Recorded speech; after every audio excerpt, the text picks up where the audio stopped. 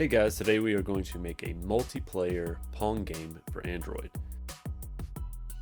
To start off, we're going to get our project set up. To build for Android, we need to make sure that we have our SDK, NDK, and JDK installed.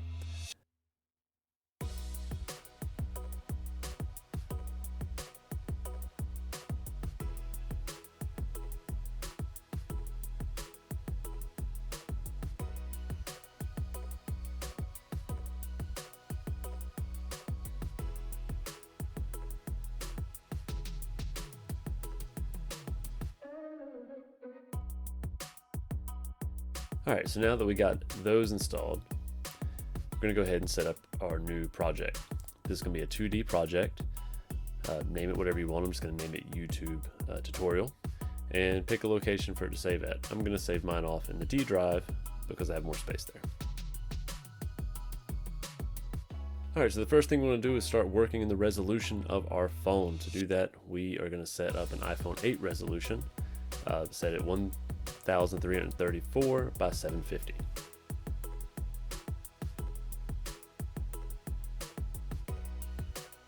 Next, we're going to get rid of this ugly blue background. We're going to go ahead and make this a gray background. This will work as the background of our game.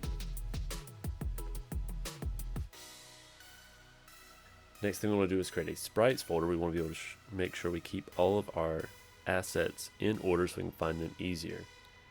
Now we want to create our sprites. To do this, we're going to go Assets, Create, Sprites, and we're going to choose the square and the circle sprite. These are going to act as our paddle and ball. That way we don't have to create any art ourselves.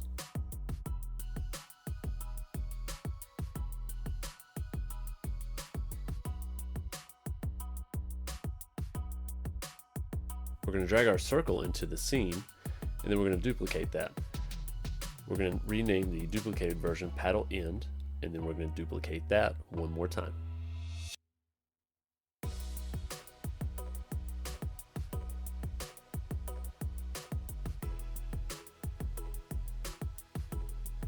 Now we're going to create an empty game object. We're going to use this to hold all of our paddle sprites. That way they're nice and organized. Go ahead and drag our two paddle ends into the paddle game object to create a folder structure there. Now drag our square sprite into the paddle game object. This is going to work as the middle of our paddle. Now we need to move our paddle ends to the top and bottom of the paddle game object, and then we're going to squish them a little bit to make them fit the size we need.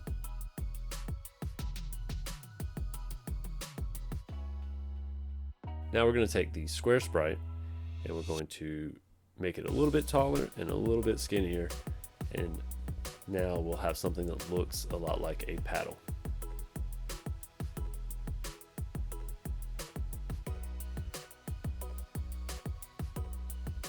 Now we need some borders around our camera to keep our ball from bouncing out of view.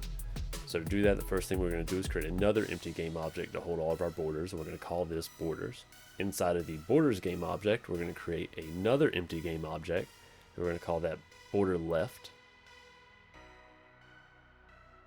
We're going to set the position to move it to the left side of the camera, and we're going to set it just outside the view. You can use the border of the camera as a guide to kind of see where you need to place this object. We're going to add a box collider 2D. This will bounce our ball off of the wall and back into the arena. We can stretch out the collider by selecting the Edit Collider button and stretching it out with these squares that appear. And then we're going to tighten it up to the edge of the camera just a little bit.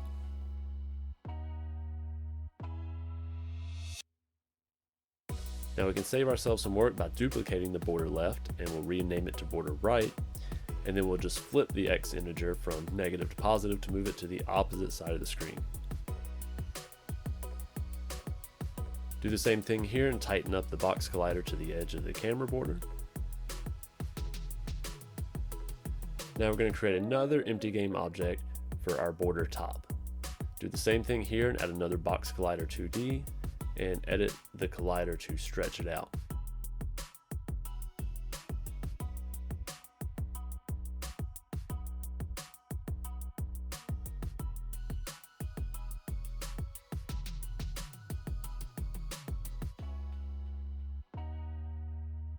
Now we're going to duplicate that once again, same thing as we did with the border left and right. We're going to rename this one to border bottom, and we're going to flip the y integer from positive to negative.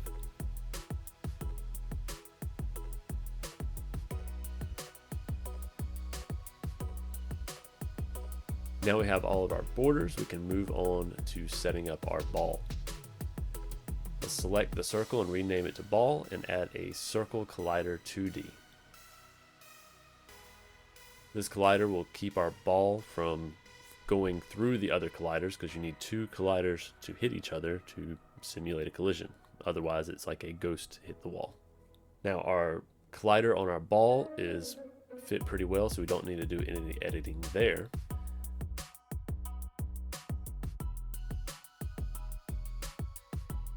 We're going to add a rigid body 2D to the ball as well. This way we can control its movement and simulate physics.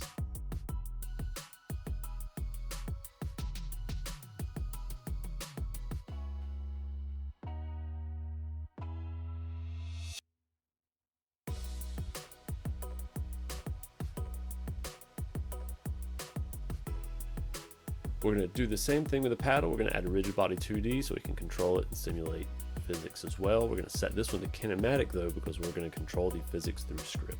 We're also setting the collision detection to continuous. That way it doesn't skip any frames when the ball is moving around and we don't accidentally build up too much speed and skip through a collider. Now we're going to add a capsule collider 2D to our paddle. This fits the shape pretty well. We just need to make it a little bit taller. That way it covers the whole thing. We can give a little bit of play over the ends. Doesn't really hurt to give the player the advantage. It's way better than if they thought they hit it and the collider wasn't big enough, so the sprite looked like it hit it, but it didn't, because that would be frustrating. So now we have all of our borders surrounding our camera. It's time to make a material so the ball can bounce off of these instead of hitting them and coming to a stop. To do that, first thing we're going to do is create a materials folder to keep things organized. We're going to right click in that folder and create a material. Now we're going to set the friction of that material to 0 and the bounciness to 1. This will ensure that the ball bounces and doesn't cause any friction and slow down when it hits our paddle or our walls.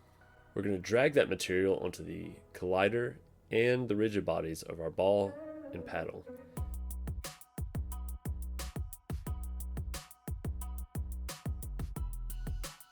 We're going to select all of our borders, that way we can edit the material all at once and drag the bouncing material onto them as well.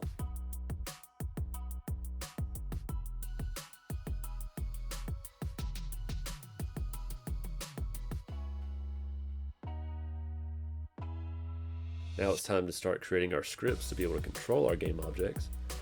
Again, we're going to create a folder named scripts to keep things organized. And the first script we're going to create is a ball controller script named ball controller. We name it ball controller because it's going to control the ball, and we want to be able to know what the script does without having to open it up and read through our code.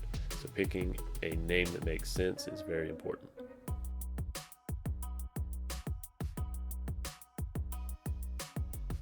So we'll drag our ball controller onto our ball, and then we'll double click it to open up VS Code and start editing. We don't need the update function or any of these comments, so we can go ahead and get rid of those. Now we're going to add a private integer for thrust, and we're going to set that to serialized field so that way we can see it and edit it in our editor. We set it to private so that we can't accidentally access it by mistake later on. Next thing we want to do is get a reference to our rigid body 2D, and then we're going to add force to it to make our ball move. To do this, we're going to add a new vector 2, which is going to add the values of 3 and 15. We're going to multiply that by thrust, which we can set in the editor, and then we're going to set the force mode as well. We're going to go ahead and set our thrust to 50, and we'll hit play to see what that does.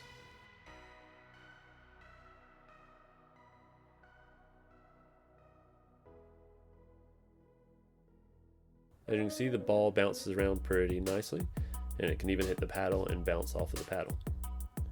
So now we want to be able to move our paddle. So we'll create a new script called paddle controller.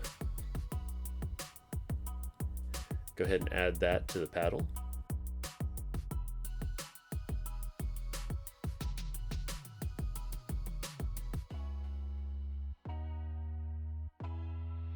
And again, we want to get a reference to our rigid body 2D.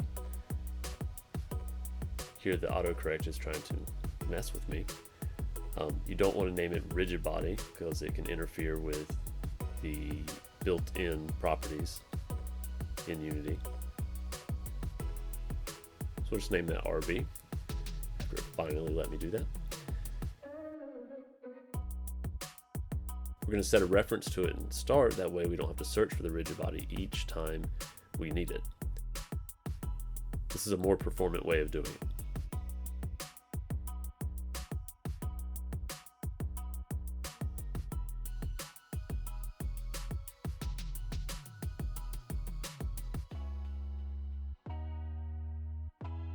So we're going to create a new method called movement. In this method, we're going to have a vector 2. This is going to track our mouse position because we want the paddle to be able to follow us as we move around the game scene.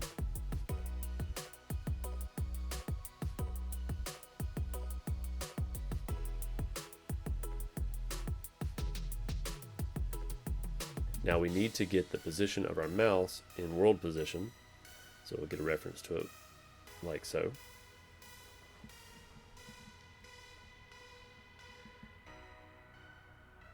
Then we need to track the position of the paddle, so we'll call that my position. And then we'll get the rigid body and get the position of that rigid body.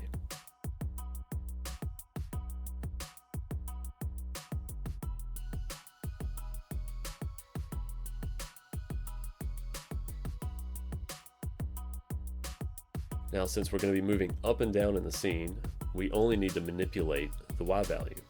So we'll call myPosition.y and mathf.lerp on the y position. And this is just going to make sure that the movement is smooth between one position and the next. Now we also don't want our paddle going off screen, so we're also going to clamp the y position. And based on testing, we know that the best y value we can use to keep our paddle on screen is -3.7 and 3.7. So we'll clamp our value between those two numbers.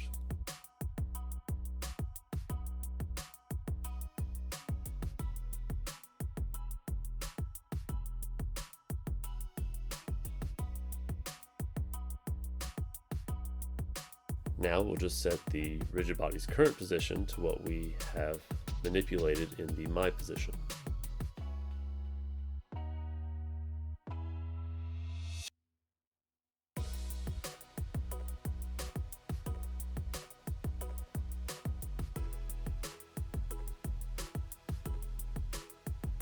And as we can see, it's not working. The reason it's not working is because we forgot to call the movement function. So to do that, we want to call that an update because we want our movement to update every frame. And now it's working.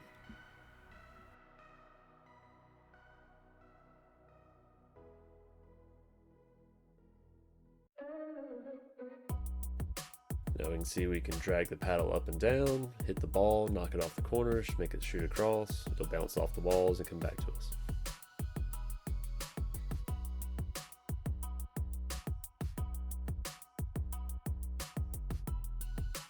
Now we can add our second paddle just by duplicating our first, and we'll go ahead and rename the paddles to make them easier to identify.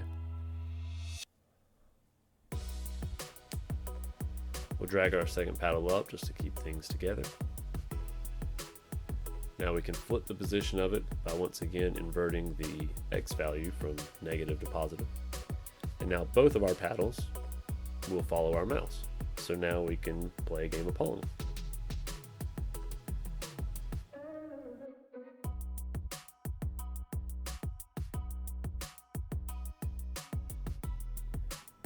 But when we hit the walls, nothing happens. So let's work on adding a score feature.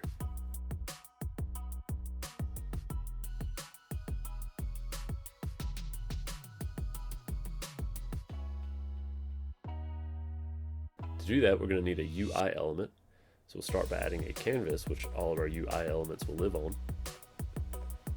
We'll set the screen space to camera, and then put a reference to our camera in the render camera field.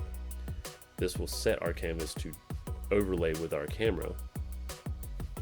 That way all of our UI elements stay within the camera and you can see them. Next, we want to display our score. So to do that, we're going to add a text game object that has a text component which will set to 0 to show a number for the score. We'll go ahead and move that to the top of the screen. And we'll place it just left of center, so that way it appears closer to player 1. Now we need to fix the text so that it fits the screen a little bit better. So we'll change the width and height of the text object, and then set the paragraph text to best fit and up the max size a little bit.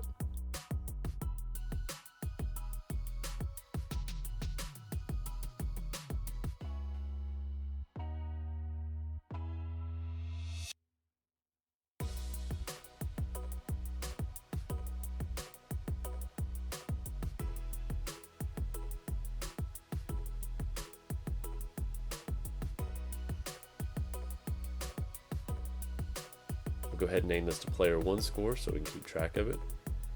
Then we can duplicate it, rename that to player 2 score.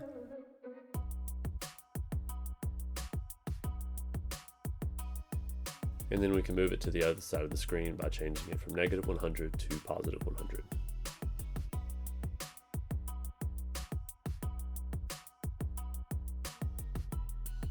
So now we'll create a script to control our score. We'll call it score zone.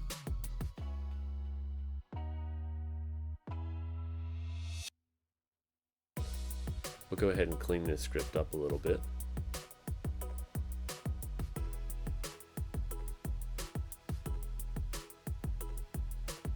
And the first thing we want to do is get a reference to our text UI.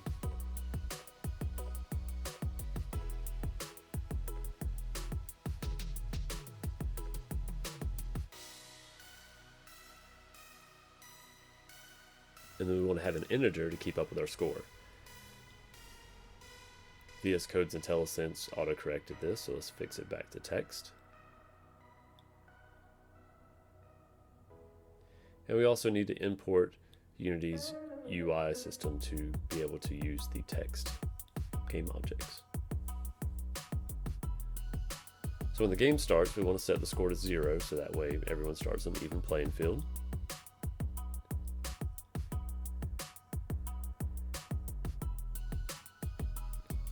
And now we want to capture when the ball hits the wall behind the paddle.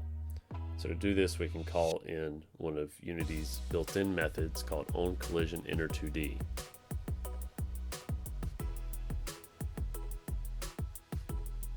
This method will automatically return the object that hit the collider. So when that happens, we want to increment the score by 1. We can do that easily with score++. And then we want to convert that score to a string and assign it to our text field.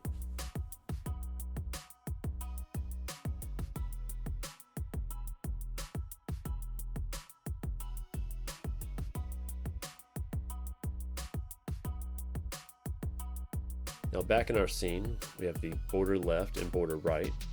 Let's go ahead and rename these to make these more easy to identify.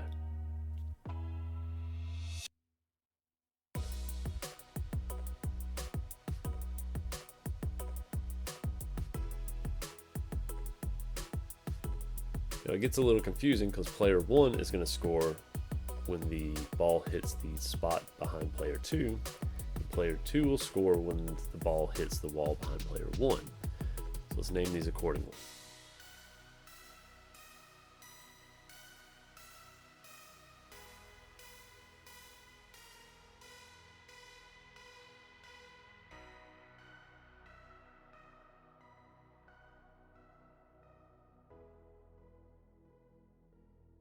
Let's add a score zone component to each of our score zones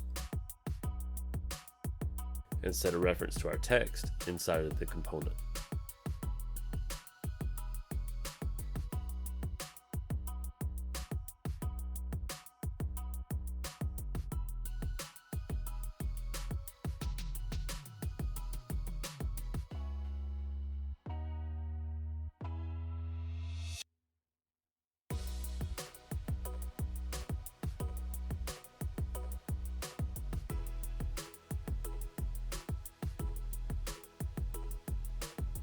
And now when the ball hits the wall behind the paddle, the opposing player will get a point.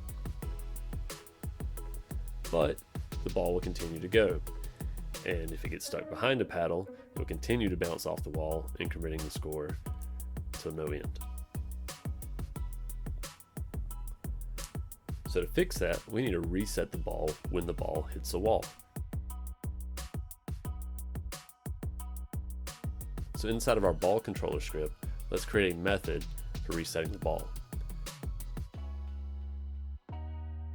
And now since we're going to be accessing the rigid body over and over, every time the ball resets, let's go ahead and set a reference to it so that way we don't have to do a lookup each time.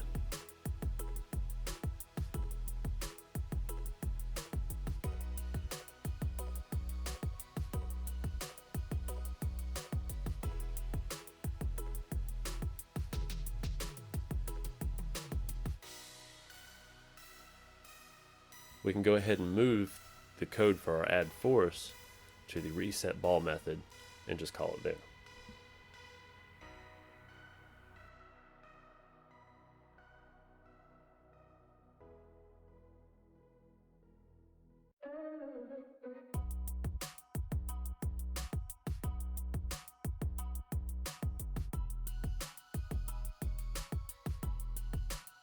Now we wouldn't want the ball to keep going in the same direction every time the ball is reset. So let's create a random direction for the ball to go each time it starts. To do this, we'll create a random number from random.range and do that between 0 and 2. Multiply that by 2 minus 1, and what that will do is randomly generate a positive or negative value. That way we can go left or right, up or down. Inside of our add force code, we can multiply our x and y value of the vector 2 by this new random negative or positive value to control which way it goes.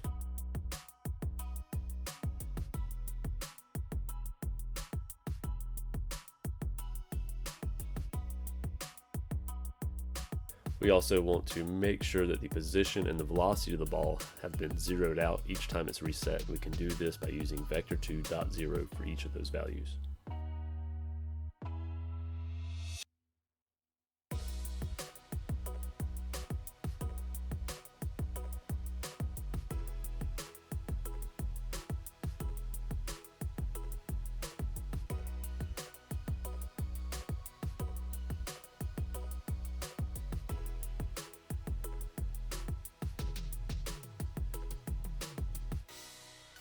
And as you can see, it didn't work right away because we forgot to call our reset ball method. To do that, we need to go inside of our score zone controller, and when the collision happens, not only do we need to update the score, we need to call reset ball on the object that hit the wall.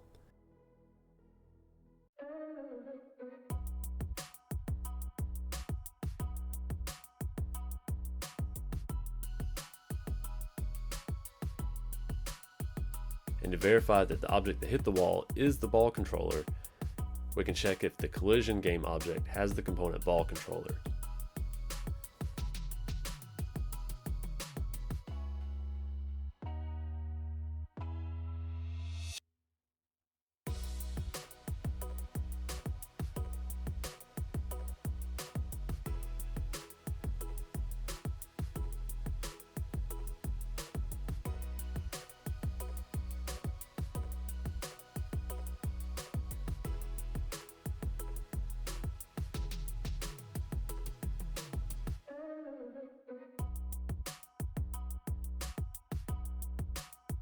Now, when the ball hits the wall, it'll reset to the center and go in a random direction.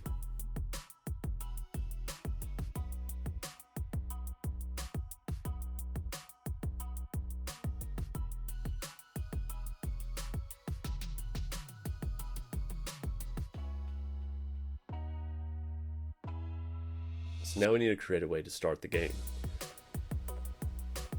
To do that, we'll add another UI element. This time it'll be a start screen. We'll name this panel Start Screen. To make sure you can't see the game through the start screen, we'll set the image color to black.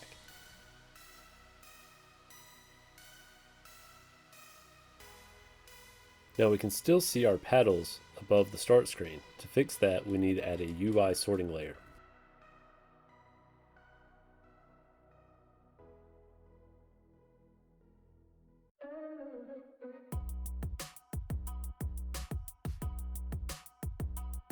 Go to the sorting layer, select the default drop-down, and then select UI to apply the new sorting layer to our canvas. This will place all of the canvas objects in front of our game objects. We will need a button on our start screen to select to start the game. Do this by adding a UI button to the start screen panel we just created.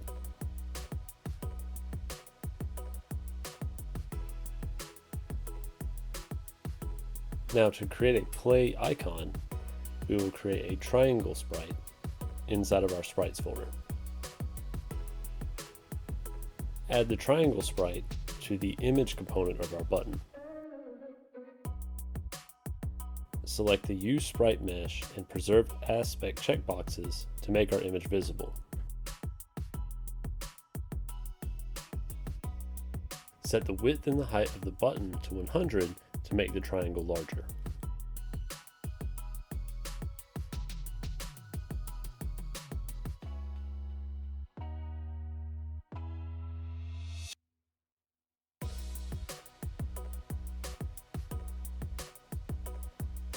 We can also make the play icon larger by setting the scale of the button to 2. Now we don't want the ball to start bouncing around until we hit the play button, so we need to disable the ball. Do this by selecting the ball and unchecking the enabled box in the inspector. Now inside of our button, we can make it so that when we click on the button, it will enable the ball and disable the start screen. We do this in the onClick property of the button component.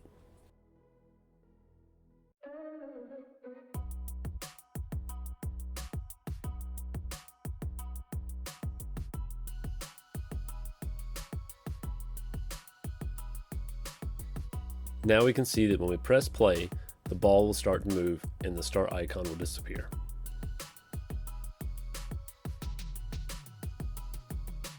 Now we will need to do the same thing for our Game Over screen. Add another UI panel to the canvas and name it Game Over Screen.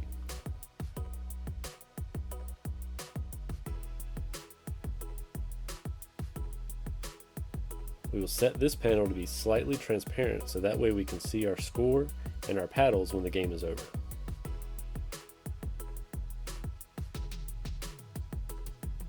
Next, we're going to add a button to the Game Over screen that restarts the scene.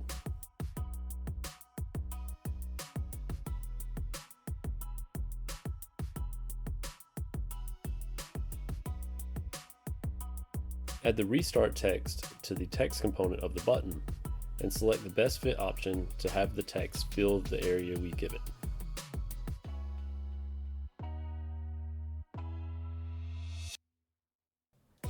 Change the color of our text to white to make it visible.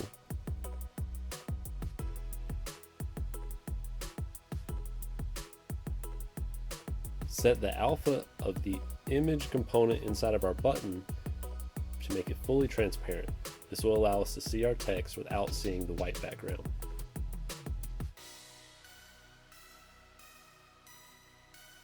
To make the text on our button more readable, increase the button width to 300 and the height to 150.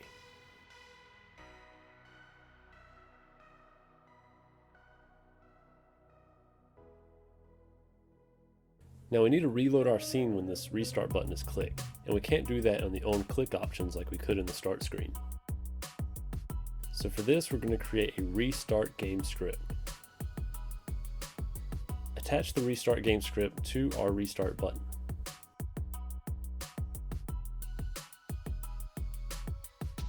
We only need one method inside of our restart game script.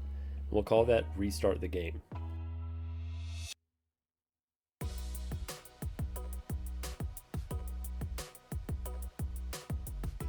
This will use Unity's Scene Manager to reload the active scene when the button is clicked.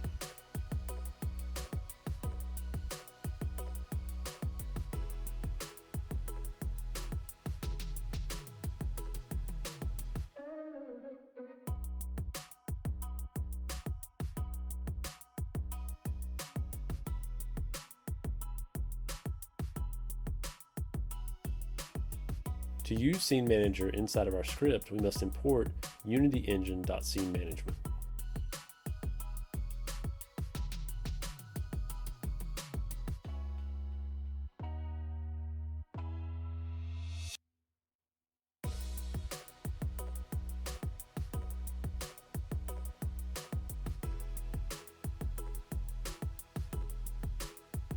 Now attach our restart game script to our game over screen object.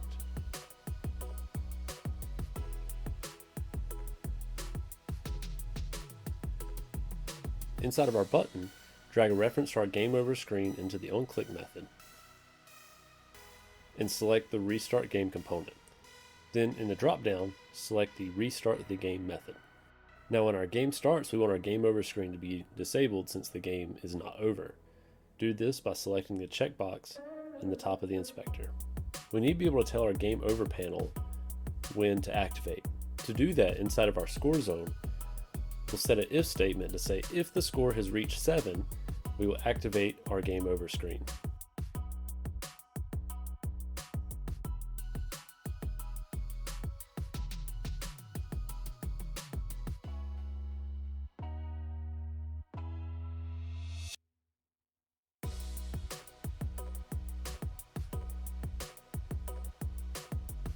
Now when we play our game and press play, we can see that the ball bounces around, hitting the edges and starting over. When our game reaches 7, the game over screen will appear.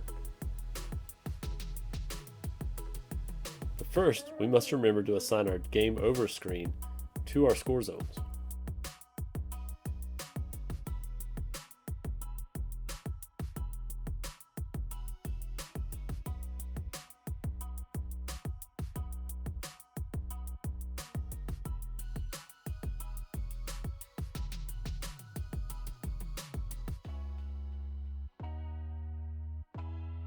Now when the game hits 7, our restart button appears and the ball stops going so that no one else can score. Clicking the restart button will reload the scene. We can press play to begin a new game.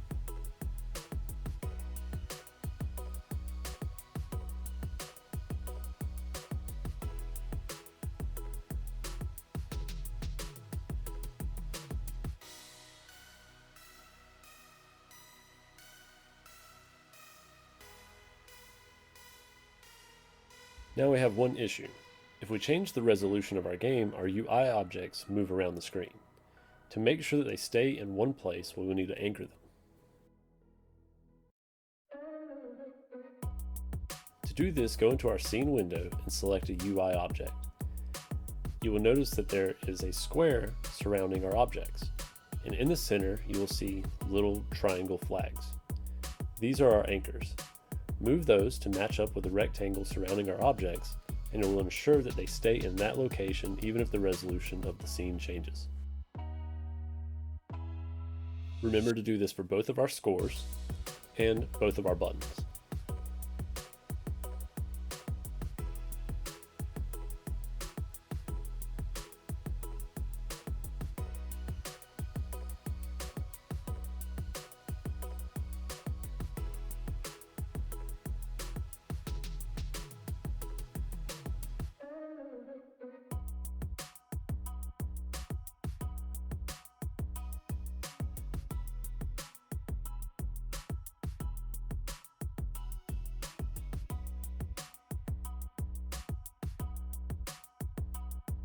Now, when we change resolutions, everything stays in place.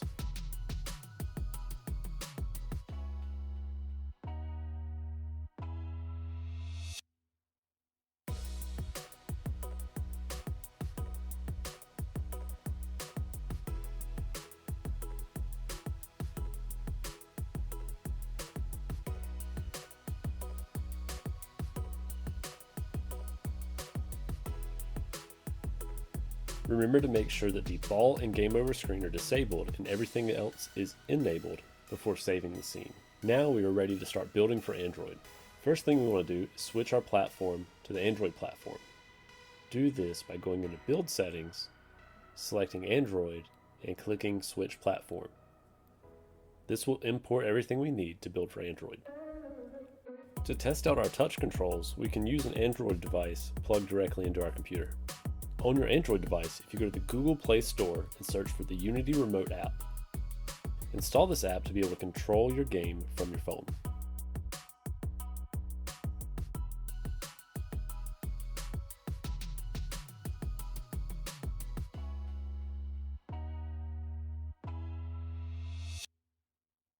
Back in Unity, go into our project settings, select Editor, and change the Unity Remote device to any Android device. With your device plugged in and the Unity Remote app started, when you select Play in the Unity engine, it will show the game on your device. This is completely optional, but it allows you to test out your code for touchscreen controls. Now, when we touch our screen and drag up and down, both paddles will follow our finger. But we need to be able to have two players control the paddles individually. To do that, we're going to have to change some of our paddle controller code. Inside of our movement script, we no longer need to look for our mouse position. We need to search for our touch position.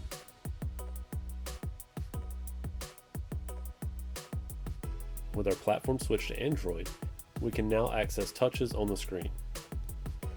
Inside of our movement script, we want to check each touch to check which paddle is being controlled. To do this, we can use a for each statement to loop through all of our input touches. We can move the rest of our movement code inside of this for each loop.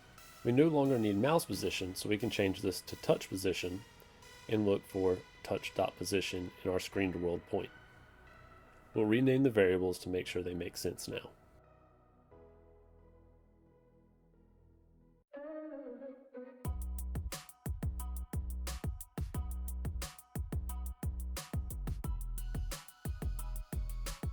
Since our game is oriented in landscape mode, we can check to see that if a touch has been entered in an X position near the paddle. If the touch position is 2 coordinate points off from the paddle, then we know that that touch was meant for that paddle. Now we can move the rest of our movement code into here to say if the touch is near the paddle, apply this movement to that paddle.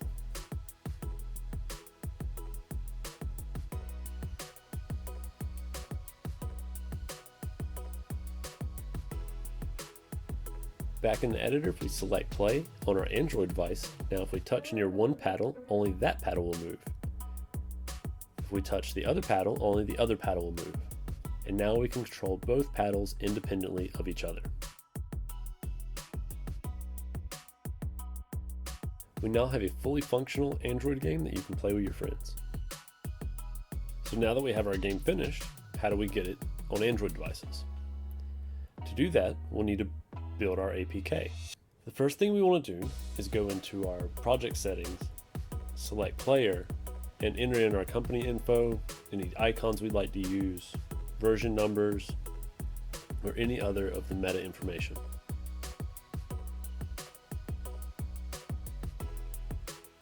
Again, since we've designed our game in landscape mode, we do not want the player to be able to rotate the phone and knock our game out of orientation. So we will unselect the portrait modes for the allowed orientations. Now we're ready to build our APK. Select build settings, and in the top, which I am not doing here in the video because I completely forgot, select the add open scenes button to add our scene to our build.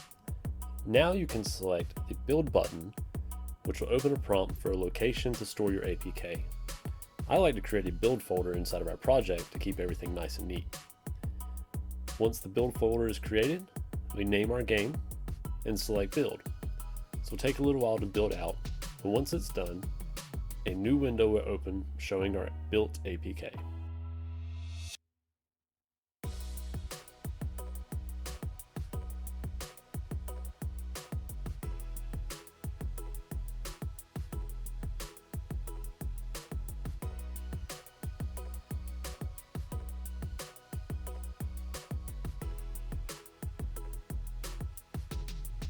If you're looking to publish the game on the Google Play Store, you will need to select the Build App Bundle option inside of our build settings before hitting build. This will build an AAB file, which you can then upload to the Google Play Store. Now you have a fully functional Pong game you can play with your friends. You can distribute the APK, they can install it manually, or if you'd like to make any modifications, add some new game rules, you can also upload it to the Google Play Store using the AAB file. If you found this tutorial useful, make sure to hit like and subscribe for more content. Check out our blog at monkeykidgc.com where you can find full text tutorials on creating Unity games, as well as the link to the GitHub repo for this full project. Have a great day.